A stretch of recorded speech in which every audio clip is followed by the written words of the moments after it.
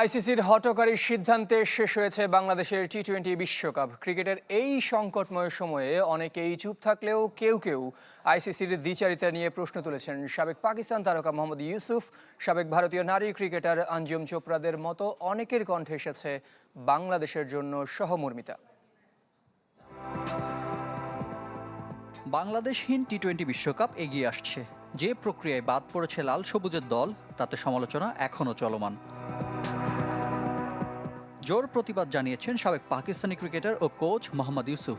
টি-20 বিশ্ব আসরে বাংলাদেশের অনুপস্থিতি সমর্থক গোষ্ঠীর বিশাল অংশকে বঞ্চিত করবে। কেন যৌক্তিক দাবি বিবেচনায় নিল না আইসিসি, রেখেছেন সেই প্রশ্ন। বিজলি কেবলসের স্কিন কোটেড ইনসুলেশন আগুন প্রতিরোধী। বিজলি কেবলস, নিরাপদ আজীবন। New Zealand, Australia, Scotland, Nepal, Netherlands, Ireland, Namibia, Zimbabwe, Sri Lanka আর আফগানিস্তান, এই 10 দেশ মিলে বাংলাদেশের সমান দর্শক। যে খেলার মূল চালিকা শক্তি দর্শক, সেখানে যৌক্তিক নিরাপত্তা ঝুঁকির অভিযোগ এড়িয়ে বাংলাদেশকে বাদ দেওয়ার ঘটনা প্রশ্নের জন্ম দেয়। ক্রিকেটের নীতি নির্ধারণী পর্যায়ে ভারতের আধিপত্য এখন টক অব দ্য টাউন। একটা সময় ক্রিকেটে বিগ থ্রির প্রচলন থাকলেও বদলে গেছে সে জোট। ইউসুফের আপত্তি এমন আধিপত্যবাদ ঘিরেও। যখন সুবিধাগুলো শুধু এককেন্দ্রিক হয়, তখন ন্যায় বিচার বলে কিছুই থাকে না। ক্ষমতা দিয়ে কখনো ক্রিকেট পরিচালনা করা যায় না, এখানে নৈতিকতা জরুরি।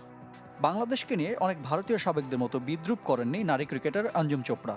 রাজনৈতিক দৃষ্টিকোণের বাইরে যার চিন্তায় ক্রিকেটার ও দর্শকের দুর্দশা। আপনি বাংলাদেশ কিংবা ভারতের দিকে দেখলে বুঝতে পারবেন তারা নিজেদের যুক্তিকেই সঠিক ভাবছে। তবে দিন শেষে বড় ক্ষতি ক্রিকেটারদের হলো, আর দর্শকদের কষ্টের কথা কেউ কি জানতে চাইবে? ক্রিকেট রাজনীতির মারপ্যাচে সত্যিকার ক্ষতিটা ক্রিকেটেরই হলো। রিফাত হোসেন, চ্যানেল 24।